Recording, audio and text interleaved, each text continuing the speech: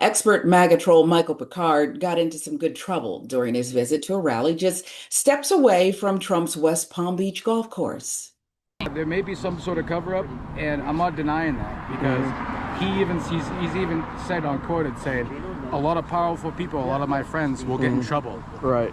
So maybe he is part of the cover-up, but he's not part of the Epstein files, the actual crimes of pedophilia. Well, I'm here to free Epstein because Donald Trump says it was a hoax. What you're doing is we're trying to have a President's Day rally. It's okay. And you're throwing This is important stuff. Listen, you're really interrupting our party here, so have a nice day somewhere else. Get out of here. You don't belong in this group. Whether he's golfing or not golfing, we know that he knows. The man is alive. I'm with you guys. No, you're not. You're just pretending to be with us, but you're I not. am. I have the Trump hat, the Trump shirt, everything. No, anyone can I'm buy with that. you guys. If an anti-Trump supporter bought this hat, they would burn. They would incinerate. They would melt. Trump your daddy. We love Epstein. Trump your daddy. We love Epstein. Free Epstein. Trump your daddy. The man is dead. No, he isn't. How do you know? I'm QAnon. Epstein's alive. He's going to be the next president. To his credit, Picard kept calm, collected, and completely non-threatening throughout his visit to the rally, despite generating reactions like this. Epstein.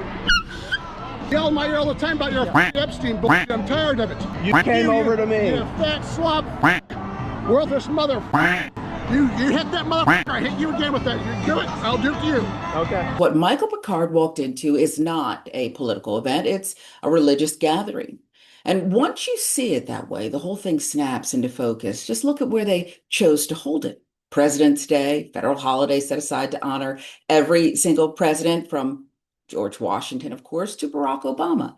And they chose to celebrate it by gathering steps away from Donald Trump's privately owned golf course in West Palm Beach. Not at a public square, not at a courthouse, not at any of the actual monuments to American democracy. At his business, the federal holiday became, in their minds, Trump's holiday.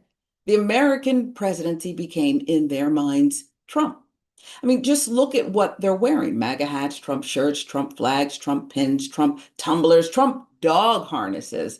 Some of these people have spent more on Donald Trump merchandise than they will ever receive in tax cuts from his administration. They are walking advertisements. They're paying him, literally paying him for the privilege of advertising him.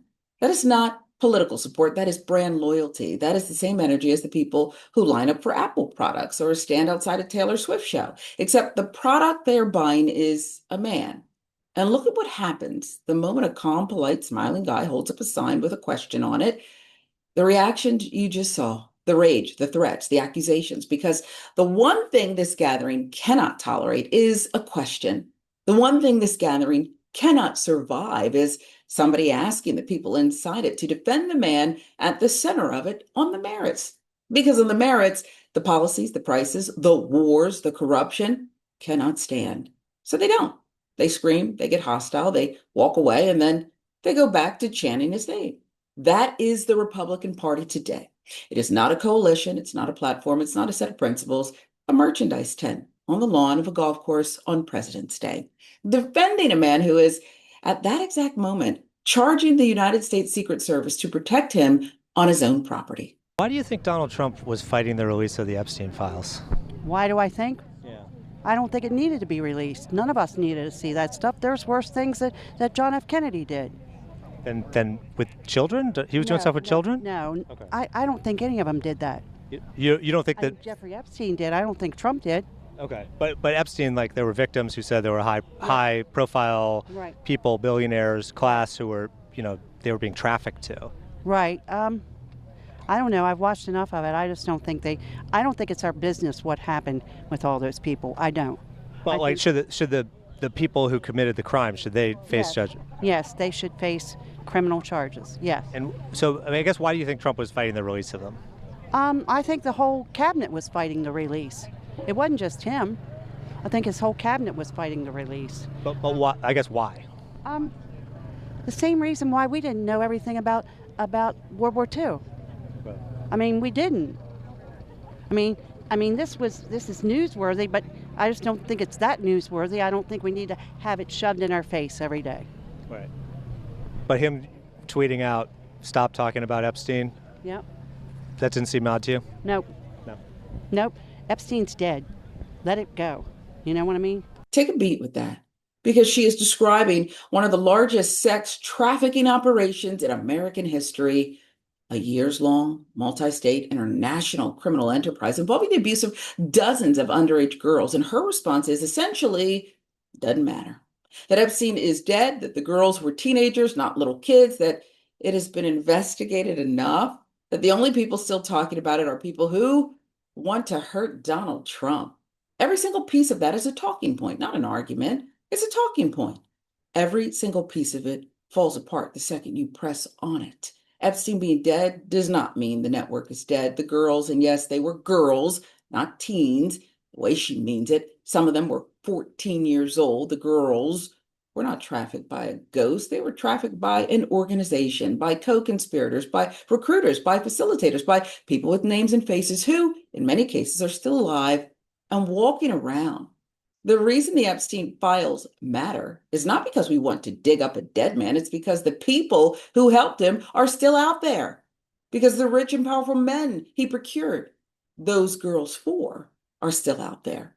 And because the United States Department of Justice spent the last year actively making it harder, not easier, for the public to find out who they are. And here's why this story matters at this exact moment in history. Well, the same administration that just spent a year telling you the deep state is hiding the truth about everything, vaccines, January 6, 2020 election, FBI, CIA, that administration run by the man whose own attorney general got fired last month over her handling of these specific files, that administration is the one telling you the Epstein story is over. Move along, nothing to see here. The same people who built their entire political identity around they are lying to you are now asking you to trust them when they say there's nothing in the files. And 100% of the MAGA base, including the woman in that clip, said, okay, that's not skepticism. That is not critical thinking. That is not draining the swamp. That is the swamp telling you what to think and you saying, thank you. What specifically have Democrats done that you disagree with? The corruption of this country. What does that mean? What does that mean? That means that we are losing billions of our taxpayer dollars to them. They're pocketing from our money, as well as... Like the Democrats elected, or... Yeah, a lot of the elected Democrats, yes, of course.